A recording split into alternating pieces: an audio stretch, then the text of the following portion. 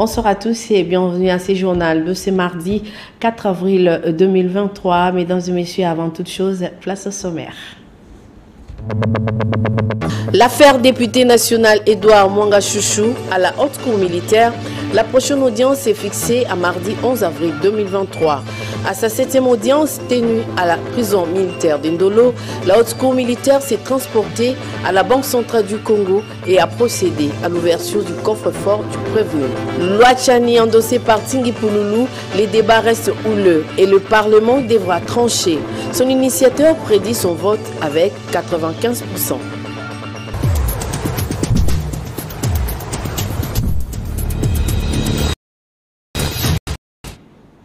Mesdames et messieurs, bonsoir et merci de nous avoir choisis pour vous informer. Comme annoncé au sommaire, l'affaire député national Mwanga Chouchou Edouard à la haute cour militaire. La prochaine audience est dit 11 avril 2023. Sa 7e audience tenue à la prison militaire d'Indolo. La haute cour militaire s'est transportée à la Banque centrale du Congo et a procédé à l'ouverture du coffre-fort du prévenu. Dans sa suite, Sylvain Capon-Bobo-Sengelé pour les comptes d'antenne.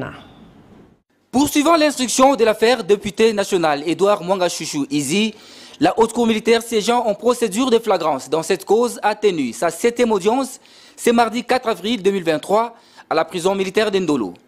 Les deux prévenus, Mwanga Chouchou et le capitaine Robert Mouchamali Roy, sont poursuivis pour participation à un mouvement insurrectionnel, détention illégale des munitions et incitation des militaires à commettre des actes contraires au devoir ou à la discipline. Aussitôt ouverte, cette audience a été suspendue et la haute cour s'est transportée à la Banque centrale du Congo, lieu où est gardé le coffre-fort du prévenu Edouard Mwanga Chouchou.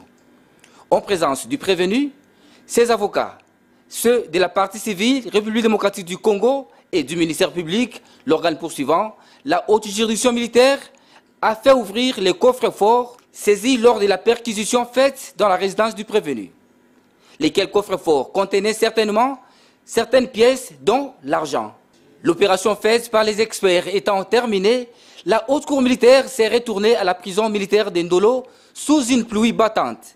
Ce climat, il faut le dire, ne lui a pas permis de poursuivre avec l'instruction de la cause. Pour ce faire, elle a renvoyé contradictoirement cette cause à la week-end, soit le mardi 11 avril 2023. Dieudonné Kamouleta, président de la Cour constitutionnelle, séjourne depuis quelques jours à Paris, en France. Le président de la Cour constitutionnelle s'est entretenu avec la secrétaire générale de l'Association des cours constitutionnelles francophones, Papi Katassi. Il nous en parle. Lors de son séjour à Paris, le président de la Cour constitutionnelle a accordé une audience à la secrétaire générale de l'Association des cours constitutionnelles francophones. Au cours de ces échanges, en présence de deux autres juges de la Cour constitutionnelle, Jean-Pierre Mavungu et François Bokona, il a été surtout question de passer en revue les missions de l'ACCF et de ses activités de cette structure pour 2024. Le secrétaire général de la CCF a plaidé en faveur de la participation de la Cour constitutionnelle de la RDC à la conférence des chefs de juridiction de la CCF qui se tiendra en France à Paris en 2024. De son côté, le président de la Cour constitutionnelle de la RDC, Dieudonné Kamouleta, a annoncé à Mme Pétillon que pour son mandat en tant que président de la Cour constitutionnelle, il a pris l'engagement de porter haut l'emblème de la RDC dans toutes les associations internationales de juridiction constitutionnelle.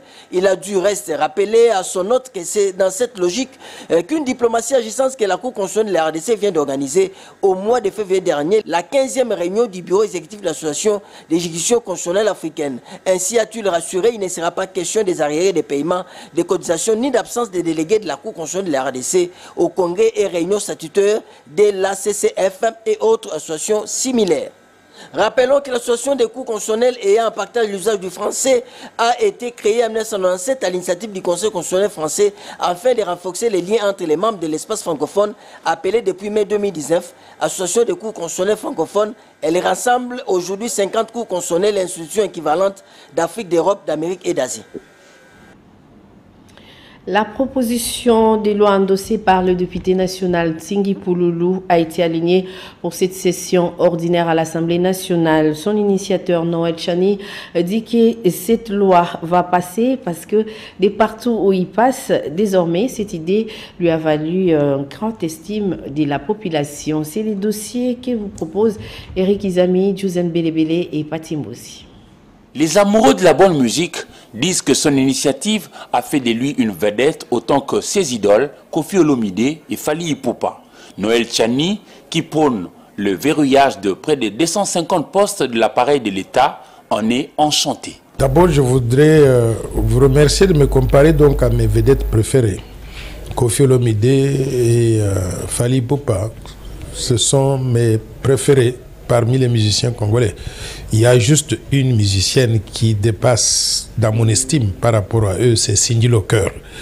Donc me comparer à eux, donc c'est un honneur. Que viserait cette initiative? L'idée, c'est de protéger la souveraineté nationale et l'intégrité territoriale. De plus en plus, ce professeur d'économie motive son idée aujourd'hui endossée par le député national Tingi Pouloulou. Nous voulons éviter de revenir à cette situation d'avant 1960. Alors, pour le faire, nous disons que la gestion du pays doit être dans les mains des gens qui seraient 100% loyaux à la République démocratique du Congo. Des gens qui ne sont pas dans une situation de conflit d'intérêts. Dans l'opinion congolaise, cette initiative est décriée par les uns qui la considèrent conflictogène. Moi, je pense que ce n'est pas opportun. Je pense que c'est une proposition de loi conflictogène. Parce que déjà, la Constitution a déjà réglé la question. Il y a de ces citoyens-là qui seront visés par cette proposition de loi, qui ont déjà des droits acquis par rapport à l'actuelle Constitution. Mais elle est soutenue par de nombreux autres Congolais qui estiment que c'est une idée à valeur d'or. Je vous envoie d'aller lire la Bible au Deutéronome 17, verset 15. Tu ne prendras pas un étranger comme roi. Cela veut dire tout simplement que notre terre, ça nous appartient, que nous, les vrais Congolais, des pères et des mères. Lui-même, Noël Tchani Mwadjamvita, déclare avoir discuté avec les Congolais de partout et les connaissant, ça sera voté. Que tous les Congolais sont les mêmes. Quand je dis tous les Congolais, je veux dire les Congolais des pères et des mères, des Congolais des pères ou des mères, des étrangers naturalisés congolais ou des apatrides, des gens qui n'ont pas de nationalité mais qui se sont retrouvés sur le sol congolais, on les a acceptés comme Congolais. Tous, ils sont tous les mêmes et ils sont Congolais à 100%. Ils ont droit à tout dans leur pays. Droit à tout, c'est-à-dire ils peuvent être des professeurs d'université, des médecins, des hommes d'affaires, des PDG des entreprises. Ils peuvent travailler donc dans des postes même ministériels mais qui ne sont pas régaliens, par exemple ministre des Sports. Mais quand on arrive aux fonctions de souveraineté, nous nous disons on doit réserver ces fonctions-là exclusivement aux Congolais qui soient nés des pères et des mères. Pourquoi? Parce que au moins nous avons la présomption qu'ils ne sont pas dans une situation de conflit d'intérêts et qu'ils seraient loyaux à 100% à la République démocratique du Congo. Mais sinon, la démocratie, c'est la gestion du pays par la majorité. Si nous allons à l'Assemblée nationale, il y a débat pour et contre, les gens donnent deux arguments et ils votent et la majorité se dégage contre la loi. Mais nous allons nous incliner. Le père Raphaël de la Quétule de Riauve a été un exemple. Il a aimé le Congo mieux que plusieurs autres filles et fils du Congo. Que dire? Je voudrais saluer leur mémoire et apprécier le travail qu'ils ont fait. Et je voudrais demander d'ailleurs qu'ils continuent à le faire aujourd'hui. On ne refuse pas ça. On les encourage à faire davantage pour le pays, tout comme on encourage tous les étrangers qui veulent travailler dans notre pays. Le Congo n'est pas un pays de xénophobes. Nous sommes un pays ouvert aux étrangers. On accepte les étrangers, on les admire d'ailleurs. Qu'ils viennent, qu'ils travaillent avec nous, mais qu'ils travaillent dans des postes où ils peuvent donner la contribution sans empiéter sur la souveraineté nationale. L'Assemblée nationale a aligné cette proposition de loi et dans l'opinion nationale, les Congolais et Congolaises connaîtront le sort à lui réservé. Le ministre de la Communication, Patrick Muyaya, porte-parole du gouvernement, a attiré l'attention de l'opinion nationale congolaise sur la manipulation vers laquelle l'ennemi veut entraîner la population congolaise pour briser la confiance qui existe avec les vaillants FARDC. Patrick Muyaya a insisté que tout est fait pour le retour d'une paix véritable, aussi bien dans l'Est de la République démocratique du Congo que dans l'Ekwamonto. C'est un dossier que nous propose Eric Izami dans le briefing. La balkanisation de la RDC, ce n'est pas avec nous, ni par nous que cela va arriver. C'est la phrase résumée de Patrick Mouyaya Katembwe, porte-parole du gouvernement, qui rassure que l'ennemi décide de fausseté dans la toile pour casser la confiance entre les Congolais et les FARDC. C'est ainsi qu'il martèle que tout est fait pour le retour de la paix véritable. Ici, il faut que les choses soient bien claires. Il y a évidemment le processus qui est laborieux, le processus qui est difficile, parce que là, nous sommes entrés dans une phase critique. C'est dans cette phase que nous allons constater avec vous. De toute façon, vous connaissez notre scepticisme vis-à-vis de l'attitude du M23. Nous allons constater avec vous si dans les jours qui viennent, ils occupent les mêmes positions, si ils ne bougent pas, et en ce moment-là, il y aura la composante militaire qui devra se mettre en branle lorsque les chefs d'État vont constater qu'une nouvelle fois, malgré l'implication personnelle du président Lorenzo, qui a discuté avec la hiérarchie du M23, si les recommandations ou la ligne maîtresse tracée n'est pas respectée, ils seront appelés à agir. Kinshasa insiste que le chef de l'État, Félix-Antoine Tshisekedi Tshilombo, le Premier ministre Sama Lukonde et l'ensemble du gouvernement militent pour apporter la paix en RDC. Monsieur, je tiens à vous rappeler encore une fois la détermination et l'engagement du président de la République et de tout le gouvernement de ramener la paix et la sécurité à l'est de la République démocratique du Congo. Tout ce qui s'est fait pour le moment à l'est de la RDC concourt dans le cadre de cet objectif, et le président de la République, qui a lui pris le pari de protéger chaque centimètre carré de notre territoire national, y veille. Ne vous laissez pas entraîner par des campagnes de manipulation qui circulent sur les réseaux sociaux. Il n'est aucunement possible d'interdire aux forces armées de la République démocratique du Congo de faire leur travail sur le territoire de la République démocratique du Congo. Les Congolais devraient faire confiance aux autorités qui réitèrent leur engagement à tout faire pour rétablir la paix et assurer l'autorité de l'État dans tous les 145 territoires qui forment la République démocratique du Congo. Travaux de construction et réhabilitation des universités de la République démocratique du Congo par le gouvernement central à Kinshasa. Deux membres du gouvernement, à savoir Moïndo Nzangi et Patrick Mouyaya, ont effectué la visite de terrain à l'UPEN et à l'université de Kinshasa pour voir l'évolution du travaux. Eric Izami, encore une fois. Avec engagement, le gouvernement congolais tient à matérialiser ses promesses. L'Université pédagogique nationale n'a plus sa bonne capacité d'accueillir les futurs étudiants. Certains bâtiments ont été réhabilités, d'autres sont en pleine construction. Les deux ministres, Moïndo Nzangi et Mouyaya Katembwe, ont dans cette visite de terrain voulu voir des visus l'évolution des travaux. Vous avez vu des auditoires modernes être construits, capables d'héberger en même temps 6000 étudiants dans des conditions modernes. Ce n'est plus seulement le béton comme on aime bien affectueusement appeler les présidents de la République, mais c'est la fondation. C'est la fondation de ce que nous aurons demain comme université, comme site pour la préparation des jeunes qui vont prendre le relais dans la direction de ce pays.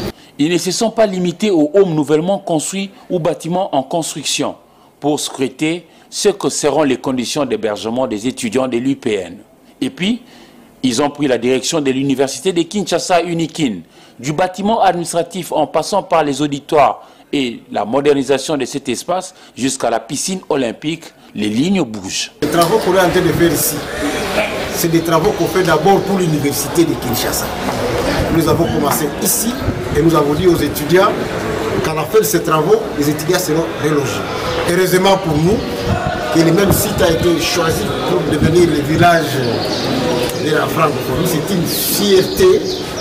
une fierté pour l'UNIKIN puisque ça va donner un rayonnement international à notre grande université, à la maison mère des universités du pays. Mais il ne faut faire que 12 jours. Si autrefois l'université Louvanium n'était qu'à Mont-en-Bas dans la commune de Lemba, le gouvernement Sama Lukonde II envisage créer sa succursale pour accroître sa capacité d'accueil, cette fois-ci sous le label Université de Kinshasa toujours, mais à Maluku où il y a beaucoup d'espace. Dans le cadre de la loi sur la protection et la réparation des victimes de violences, la commission ad hoc Fonarev et des acteurs de la société civile ont peaufiné le projet de décret sur les mesures d'application à l'issue d'un atelier de 2 jours, soit du mardi 28 au mercredi 29 mars 2023 à Kinshasa. Julia Kamonia pour les détails. Dans les cadres de la loi numéro 22/065 du 26 décembre 2022 fixant les principes fondamentaux relatifs à la protection, à la réparation des victimes de violences sexuelles liées au conflit et des victimes des crimes contre la paix et la sécurité de l'humanité qui a été promulguée par le président de la République Félix-Antoine Tshisekedi au mois de décembre 2022, la commission ad hoc du Fonds national de réparation des victimes de violences sexuelles et aux crimes contre l'humanité, Fonarev en sigle, a élaboré un projet de décret portant mesures d'application de cette loi. Pour améliorer ces projets de décret, la commission ad hoc Fonarev, avec l'appui technique du Global Survivor Fund, a organisé durant 2 jours, soit du mardi 28 à mercredi 29 mars 2023 à Kinshasa, un atelier avec les acteurs de la société civile regroupés dans l'Alliance des plaidoyers pour la réparation en vue de recevoir leurs amendements et observations. Au terme des travaux, certains articles du décret portant mesures d'application de la loi numéro 22/065 du 26 décembre 2022 ont été amendés. À la fin, nous aurons un document qui va reprendre les mesures d'application, concrètement comment la réparation va se faire en République démocratique du Congo.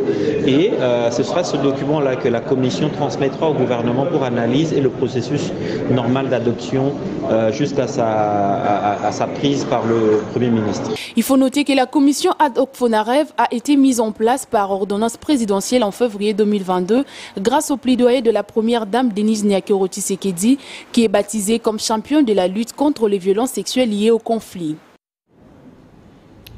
Tenue à Kisangani, l'Assemblée générale annuelle de prêtres diocésains de l'archidiocèse de Kisangani a eu lieu. Cette activité a été présidée par Monseigneur Marcel Outembo Tapa, archevêque métropolitain de Kisangani. Les détails avec notre correspondant sur place.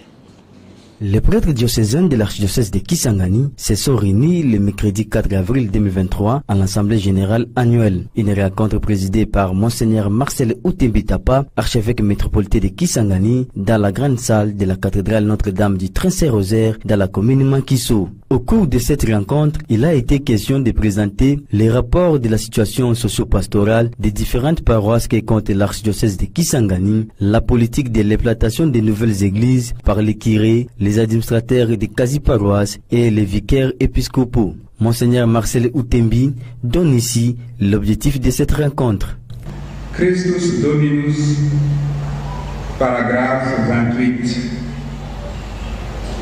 En effet, les rencontres du genre de l'Assemblée générale de tous les prêtres diocésains autour de leur évêque consolident les liens de communion, de participation et de co-responsabilité pastorale. À ce sujet, les pères conciliaires enseignent, je cite, « Les rapports entre l'évêque et les prêtres diocésains doivent être fondés en premier lieu sur les liens d'une charité surnaturelle. Ainsi, l'accord de la volonté des prêtres avec celle de l'évêque rendra plus fructueuse leur action pastorale.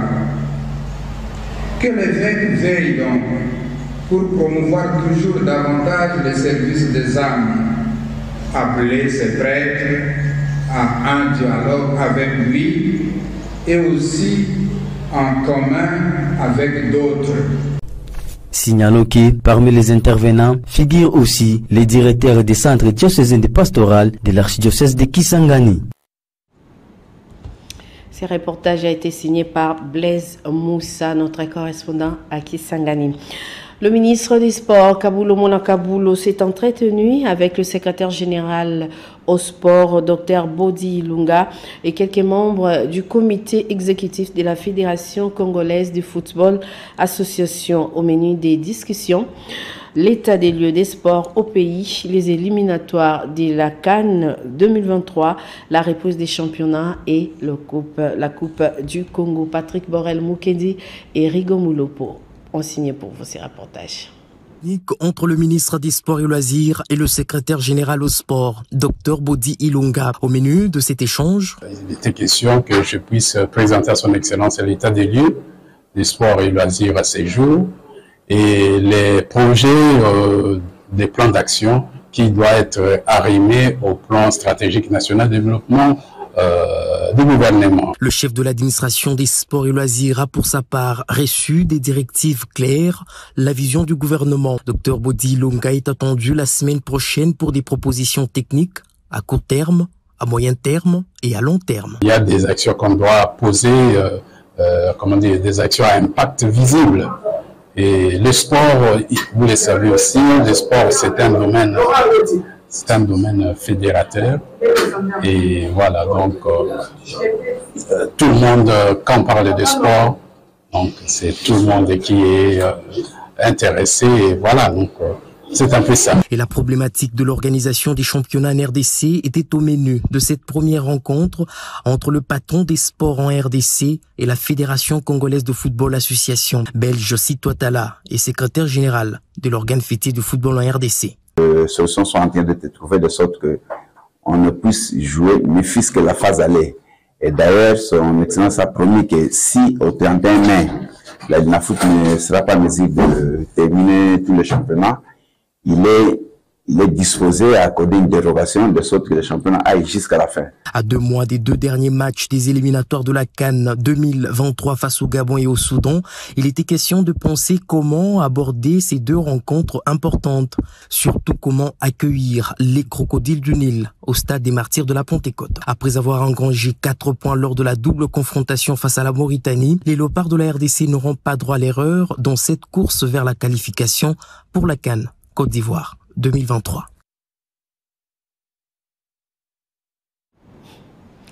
Après une léthargie observée, la Ligue provinciale de taekwondo de Kinshasa a organisé une séance d'entraînement populaire devant l'esplanade du Palais du Peuple. Les temps forts de cet exercice avec Ndaï Lamboichi. Plusieurs cadres ont répondu favorablement à l'invitation de la Ligue de taekwondo de Kinshasa pour une séance d'entraînement populaire. Dimanche, devant l'esplanade du Palais du Peuple dans la commune de Lingouala. La direction technique nationale a supervisé la dite séance en donnant les exercices aux maîtres, question d'assurer la promotion de cette discipline dans la capitale congolaise. La première fois, faire l'entraînement d'ensemble, ça date de longtemps. En tant que directeur technique, j'habite Kinshasa, j'étais parti de Kinshasa. Je suis venu répondre à l'appel et puis on a essayé de travailler un tout petit peu. Comme cette première séance, on verra comment on va programmer pour redynamiser notre discipline au niveau de Kinshasa, parce que nous sommes à Kinshasa. Et puis sur le plan national, on va les faire aussi. Nous sommes là pour dynamiser notre fédération qui est dirigée par Maître Alain Badiachi. Le président de la Ligue de Kinshasa de Taekwondo, Maître Raissa Azama, a donné l'essence et la motivation pour l'organisation de cette rencontre. On a préféré d'abord commencer par certains entraînements pour essayer de renforcer les capacités des entraîneurs par rapport aux prochaines activités à venir. Nous projetons les championnats, alors il faudrait que les entraîneurs soient à niveau afin de nous produire du taekwondo d'un haut niveau.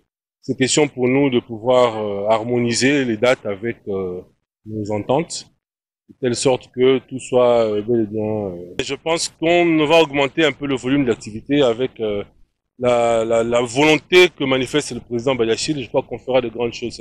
À noter que la Ligue Tekin compte organiser son championnat dans les jours à venir. Place à présent à nos partenaires de la Voix de l'Amérique. Voilà. En RDC, au moins 19 personnes ont été tuées dans un glissement de terrain survenu dimanche dans l'Est, selon des habitants et des responsables locaux. La catastrophe s'est produite dans le territoire de Massissi, dans la province du Nord Kivu. En Tunisie, la principale coalition d'opposition, FSN, a appelé lundi le gouvernement à dévoiler les raisons de l'absence du président Kaïs Saïed de la scène politique ces derniers jours. Depuis la soirée du 22 mars, le président n'a effectué aucune activité ni déplacement en public. Au Kenya, l'opposant Raila Odinga a appelé dimanche à annuler les manifestations prévues ce lundi, annonçant que son parti allait participer à un dialogue avec le gouvernement après 2 semaines de protestations qui ont fait au moins 3 morts. Au Soudan du Sud, plusieurs hauts responsables, dont un gouverneur, sont impliqués dans de graves atrocités commises contre des civils et devaient être poursuivis, a assuré lundi un groupe d'experts indépendants de l'ONU. Les autorités de Juba ont rejeté ces accusations.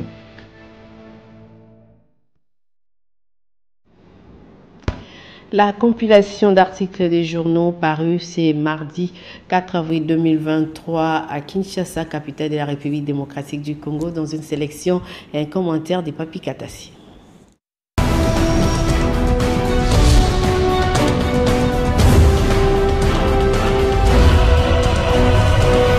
Sur les starting blocks des parutions d'essai mardi 4 avril 2023, nous pouvons lire: prétendue interdiction d'accès au FARDC des territoires libérés par l'M23, Mouyaya. Faux au nez dans l'effectivité de l'application des mesures décidées par les chefs de l'État de la région, pointe le quotidien d'information générale Forum des As. Selon notre confrère, au cours de ses face-à-face avec la presse, le porte-parole n'a pas éludé la question sur la présence du contingent ougandais au sein de la force régionale.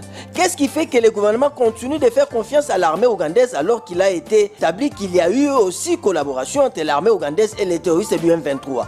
Dans sa réponse, nous dit notre confrère, le porte-parole du gouvernement congolais a insisté sur des engagements pris au niveau régional que chaque pays se devait de respecter. Patrick Mouyaya Kateboué a rappelé que l'objectif du président de la République et de tous les gouvernements est de ramener la paix et la sécurité à l'est de la RDC. ONU, la RDC sabotée, ce titre nous vient du compte d'information générale La République. En jetant un coup d'œil dans les colonnes de notre consoeur, nous pouvons lire l'intensification du conflit avec les M23 et l'activiste persistant d'autres groupes armés, notamment les ADF, Zaïre et Codeco, pour ne citer que, continue d'infliger des souffrances intolérables aux populations civiles et de dégrader une situation humanitaire dramatique.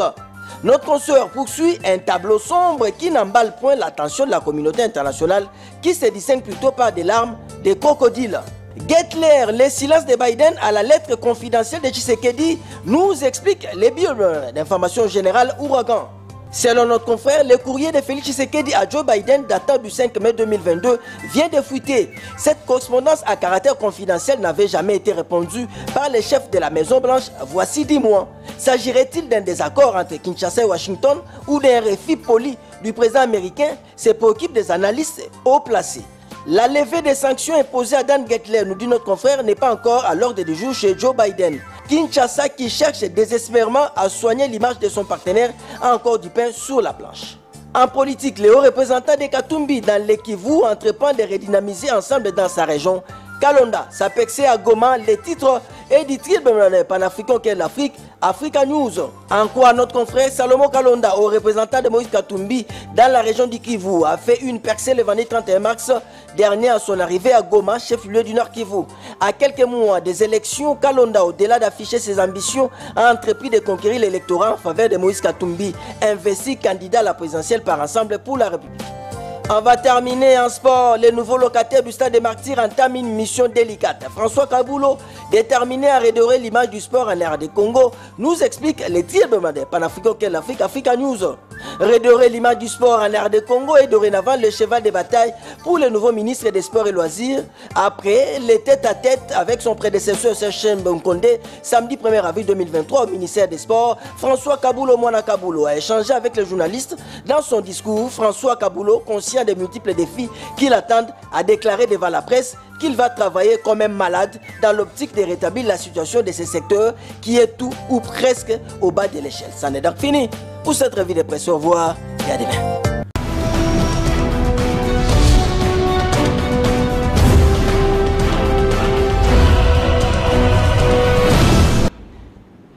Ce journal est presque fini, mais avant de le boucler, rappelons les titres. L'affaire député national Edouard Mwanga Chouchou à la haute cour militaire, la prochaine audience est fixée à mardi 11 avril 2023. À sa 7e audience tenue à la prison militaire d'Indolo, la haute cour militaire s'est transportée à la Banque centrale du Congo et a procédé à l'ouverture du coffre-fort du prévenu. Loi Tchani endossée par Tingui Pouloulou, les débats restent houleux et le Parlement devra trancher. Son initiateur prédit son vote avec 95%.